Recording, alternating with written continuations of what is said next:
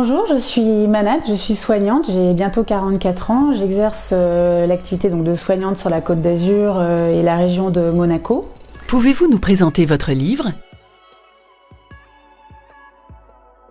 Je viens vous présenter le livre Magic Monaco, Magic MC, Delta E égale Delta M de MC2. C'est un livre de photos, ce sont des photos originales que j'ai pu faire avec mon smartphone pour saisir l'instantanéité d'un moment, que ça soit un lever de soleil, la beauté du ciel, la beauté d'un paysage. J'ai utilisé le principe de la photo 3D pour pousser l'observateur à étendre son regard pour voir plus loin. Pourquoi ? C'est pour s'inscrire dans la modernité et s'inscrire dans l'avenir et utiliser la photo comme un message. On peut aussi bien se détendre en réalisant de très belles photos, comme envoyer des messages par nos photos ou bien véhiculer une information par nos photos. Donc c'est le principe photographique qui s'inscrit dans une dimension créative. Sauf que moi j'essaye aussi d'en apporter une dimension scientifique. Il se passe que j'ai compris des choses qui concernent la physique quantique et la façon dont on peut saisir des instants, comprendre que chaque personne peut être importante. Et la photographie, les téléphones, ce sont des moyens de communication, des moyens pour rester ensemble, transmettre, l'importance de transmettre, de servir de relais. Alors c'est valable dans la création, c'est valable dans beaucoup de domaines. Je souhaitais aussi essayer d'attirer l'attention des gens pour les éveiller par rapport à tout ce qui se passe en ce moment. Moi, je le fais par une dimension créative. J'ai cette chance d'être proche des gens et j'ai cette chance d'avoir reçu comme un message divin. Et je le montre par la photographie. C'est la façon dont certaines photos vont exprimer une image. Et cette image, moi, on m'a aidé à la percevoir. C'est comme ça que vous verrez, on dirait que dans certaines de mes photos, il y a des anges. On peut imaginer que c'est telle ou telle représentation du divin.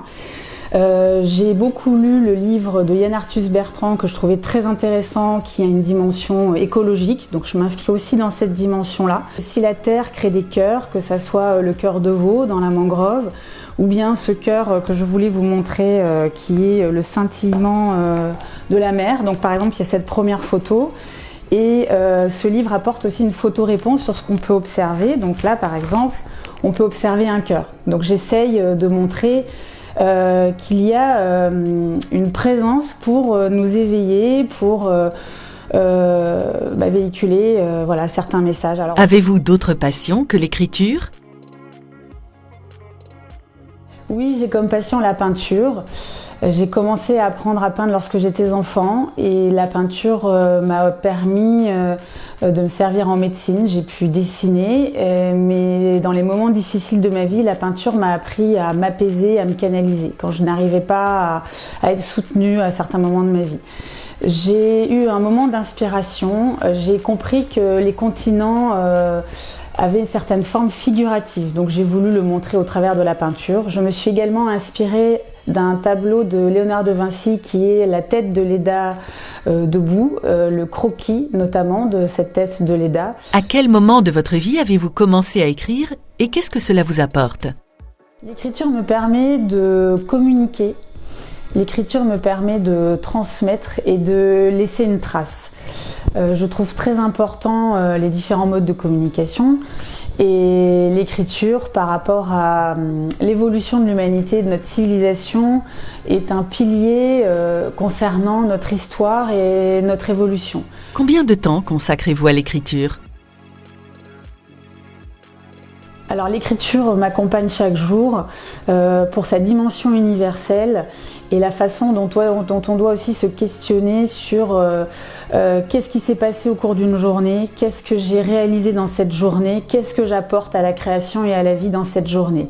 Et l'écriture est un moyen aussi d'introspection, mais aussi de poser des piliers qui concernent notre tous les jours. Qu'est-ce qui vous a décidé à vous faire publier ?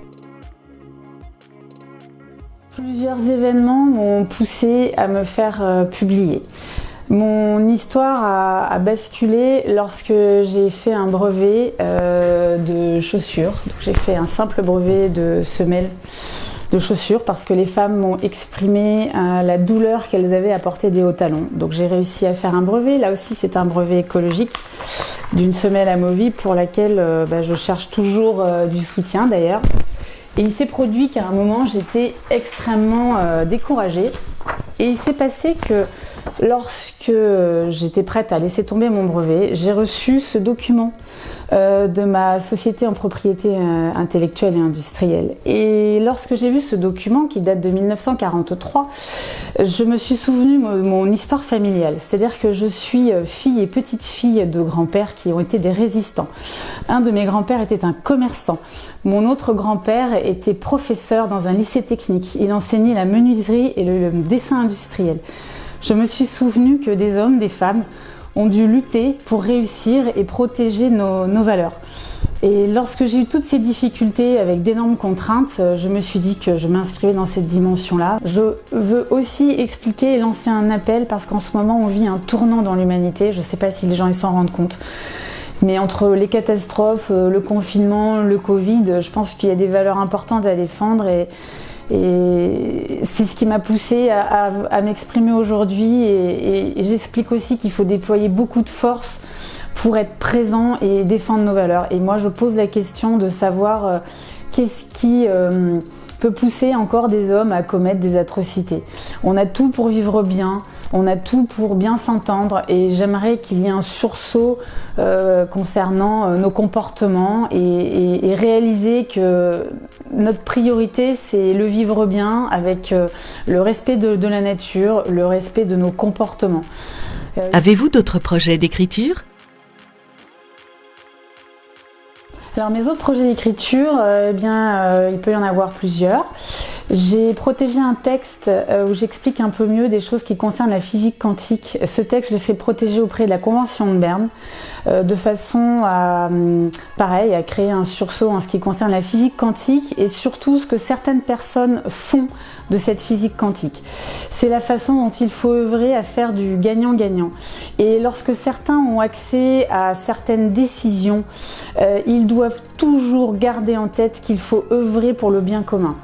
J'ai ce texte-là à publier et je peux aussi publier ma propre histoire et la façon dont une dimension divine m'accompagne depuis l'enfance.